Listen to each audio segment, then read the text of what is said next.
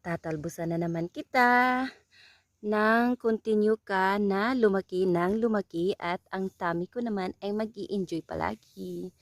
Hindi ko to siya na-touch ng 1 week guys dahil sobrang busy ako kaya ito iha-harvest ko na tong talbos ng kamuti at nang may pang breakfast ako na sari-saring sariwang gulay.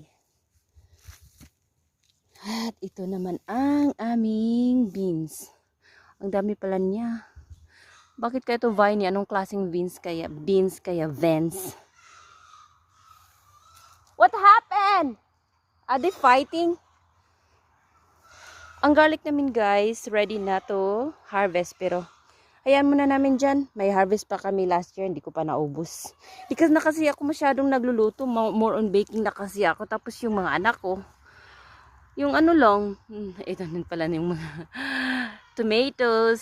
Sana marami kami ma-harvest this year. Tapos i-pickled or i-canned namin.